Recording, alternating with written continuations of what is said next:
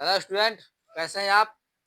उम्मीद करता हूँ कि बहुत अच्छे होंगे और परीक्षा की तैयारी कर रहे होंगे। देखिए बाबू, ठंडी का तो मौसम है ही है, लेकिन आप लोग एग्जाम की तैयारी जोर तोड़ से करें घर पे, ताकि आप लोग का रिजल्ट आ सके। ठीक है ना? मेहनत कीजिएगा तो रिजल्ट आना तय है, लेकिन मेहनत से भागिए मत, मेहनत कीजिए आप लोग।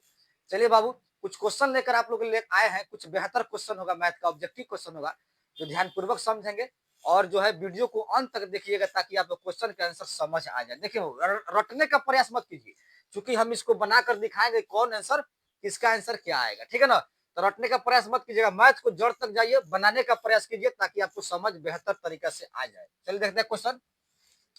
क्वेश्चन कहता है कि 9 सेक स्क्वायर, ध्यान दीजिएगा, 9 sec square minus 9 tan square A का मान है। देखिए, रट लीजिएगा तो 9 तो हो जाएगा, लेकिन रटने का तरीका मत रखिए, आप बनाने का प्रयास कीजिएगा। ऐसे क्वेश्चन पैटर्न बदलकर भी आते हैं। ठीक है ना? तो 9 sec square minus 9 tan square का मान क्या होगा? ऑप्शन आपको 4 ऑप्शन दे रखा हुआ है।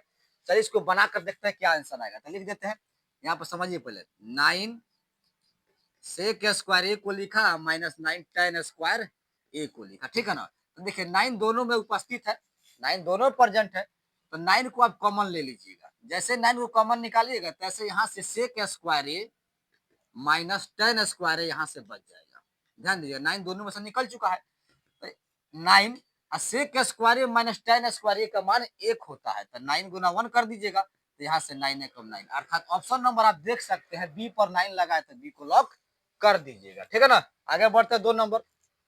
यदि सेक थीटा बराबर 13/5, तो tan थीटा का मान निकाला। देखिए, यह क्वेश्चन अक्सर एग्जाम में ऐसे आते रहते हैं। ठीक है ना? इस पर ध्यान दीजिएगा। यदि सेक थीटा बराबर 13/5 दिया है, तो tan थीटा का मान निकाला। चलिए इसको बनाकर देखते हैं आंसर क्या आएगा। सेक थीटा, ध्यान दीजिएगा, सेक थीटा बराबर 13/5 आपका दे रखा है। ठीक है ना? तो 13 है क्या, 5 है क्या, इस पर थोड़ा जिक्र कर लेते हैं। तो सेक थीटा का फॉर्मूला होता है कर्ण बटे आधार। ध्यान दीजिएगा, कर्ण बटे आधार होता है, अर्थात आप देख सकते हैं कर्ण का मान 13 हो जाएगा, आधार का मान कितना हो जाएगा, 5 हो जाएगा। लेकिन हमें क्या चाहिए, tan थीटा का मान चाहिए। तो कर्ण है 13, आधार है 5, तो आपको लंब निकालना पड़ेगा। tan थीटा का फॉर्मूला क्या होता है, समझिए पहले। tan थीटा का फॉर्मूला होता है लंब बटे आधार होता है। तो देखिए, यहाँ पर आधार तो दिया है, लेकिन लंब नहीं दिया है, कर्ण दिया है। तो फॉर्मूला लगा देंगे पाइथागोरस प्रमेय के अनुसार। तो यहाँ से हम लंब की खोज करेंगे, तो लंब बराबर होता क्या है, रूट अंडर कर्ण स्क्वायर माइनस आधार स्क्वायर। तो कर्ण का जो है 13 का स्क्वायर कीजिए, माइनस आधार है तो आधार का 5 का स्क्वायर कीजिएगा।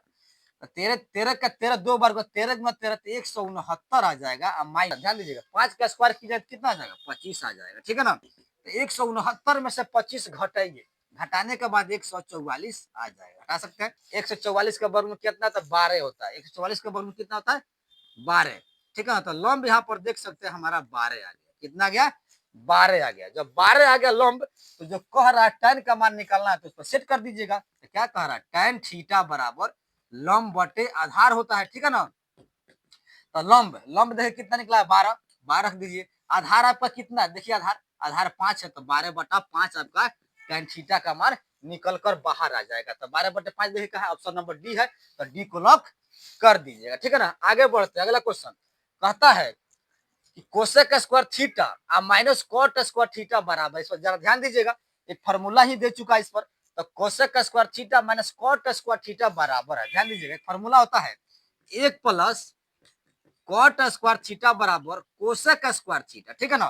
तो यहाँ कह रहा है कि cosec square theta minus cot square theta, तो कोसेक स्क्वायर थीटा यहाँ से कॉट इधर रख दीजिए, तो माइनस में आ जाएगा, अर्थात 1 छाट लीजिएगा। तो यहाँ से cosec square theta, cosec square theta plus में इधर कॉट, तो माइनस में ला लीजिएगा कॉट स्क्वायर थीटा। ठीक है ना? तो 1 बराबर cosec square theta minus cot square theta. हम कह सकते हैं cosec square theta minus cot square theta का मान कितना था बाबू, 1 होता है। तो ऑप्शन देखिए ए पर लगा के को लॉक कर दीजिए। आगे बढ़ते हैं। tan 60 डिग्री का मान, 4 क्वेश्चन। tan 60 डिग्री का मान क्या होता है, देखिए आपको डिग्री याद करना पड़ेगा। तो tan 60 डिग्री का मान √3 होता है। तो ऑप्शन देखिए, ऑप्शन ए को लॉक कर दीजिए। आगे बढ़ते हैं। क्वेश्चन 5 कहता है sine square 65 degree plus sign square 25 degree का मान होगा। तो इसको हल करके आपको बता देते हैं, ध्यान दीजिएगा, यहाँ हल कर देते हैं। साइन स्क्वायर 65 डिग्री लिखते हैं क्वेश्चन, साइन स्क्वायर 65, ध्यान पूर्वक समझेंगे। अब प्लस कह रहा तो प्लस लिख दीजिए। साइन स्क्वायर 25 डिग्री, ऐसे क्वेश्चन एग्जाम में बाबू आते रहते हैं, ध्यान दीजिएगा। तो साइन 65 और कॉस 25, ध्यान दीजिए यहाँ पर किसी एक को चेंज कर दिया 90 में, तो साइन स्क्वायर रख दीजिए। साइन स्क्वायर 90 में से कितना घटाइएगा तो 65 आ जाएगा, तो 25, ध्यान दीजिएगा। तो 90 में से 25 डिग्री घटा देंगे तो 65 आ जाएगा, लॉक कर दीजिए। अच्छा, साइन स्क्वायर 25 को छोड़िएगा, प्लस में साइन स्क्वायर 25 डिग्री छोड़िएगा, तो साइन जो है sine 90 degree minus theta, cos theta होता है स्क्वायर में, तो स्क्वायर डाल दीजिएगा। तो कॉस स्क्वायर थीटा, थीटा का कितना 25, अब plus sine square theta 25 degree, ध्यान दीजिएगा 25 डिग्री। अर्थात कह सकते हैं एक फॉर्मूला के अनुसार cos square theta plus sine square theta, theta 25 से 25 है, तो cos square theta plus sine square theta का मान कितना होता है, 1 होता है। तो ऑप्शन नंबर देख लीजिए, ए पर लगा है तो ए को लॉक कर दीजिएगा। छठा क्वेश्चन कहता है 5,3, 7, 6, 4, 2, 1 की माध्यिका है। देखिए माध्यिका निकालने का तरीका, देखिए आप कन्फर्म में रहिएगा, माध्यिका माध्य, तो माध्यिका और माध्य में, तो माध्य को क्या करते हैं, जितना संख्या दे रखा है उसको जोड़िएगा, उतना संख्या से डिवाइड कर दीजिएगा, आपका माध्य निकल जाए। लेकिन माध्यिका यहाँ पर कह रहा है, तो माध्यिका को कन्फर्म करेंगे आप लोग कैसे, कि माध्यिका जो आंकड़ा दिया रहेगा अवर्गीकृत आंकड़ा, उसको क्या कीजिएगा, आरोही क्रम में सजा दीजिएगा, अर्थात बढ़ते क्रम में सजाइएगा, और जो बीच वाला मान होता है वही माध्यिका हो जाता है। देखिएगा इसे क्या करेंगे आप लोग, बढ़ते हुए क्रम में सजाएंगे। देखिए तो बढ़ते हुए क्रम सजाने का मतलब पहले छोटा लिखिएगा, तो 1 लिख दीजिएगा, 1 को लिखा, बढ़ते क्रम से आ रहा है 2 लिखेंगे, इससे आगे कौन है 3 है, 3 लिख दीजिएगा, 3 के बाद क्या है 4 आ रहा है, 4 को लिख दीजिएगा, 4 के बाद क्या आ रहा है 5 आ रहा है, तो 5 को लिख दीजिएगा, बढ़ते क्रम से आ रहा है। और उसके बाद 6 आ रहा है तो 6 को लिखिएगा, उसके बाद क्या आ रहा है 7 आ रहा है, 7 को लिखिएगा। अब क्या करेंगे, माध्यिका निकालना है, तो बीच वाले संख्या पहले इसको गिनती कर, कितना संख्या 1 2 3 4 5 6 7, 7 है, तो 3 इधर छाट दीजिएगा और 3 को इधर छाट दीजिएगा, 3 3 6 छट गया, अर्थात समझ 3 को इधर 3 इधर, आपका एक जो मान आ रहा है 4, यही बीच वाला मान आ रहा है, तो माध्यिका कह सकते हैं क्या हो जाएगा आपका 4 आंसर आ जाएगा। तो ऑप्शन नंबर देखिए सी पर लगा है, तो सी को बाबू लॉक कर दीजिएगा। अगर 7 नंबर कहता है वर्ग अंतराल 24 से 30 का वर्ग चिन्ह है, तो वर्ग चिन्ह कैसे निकलता है जरा ध्यान दीजिएगा।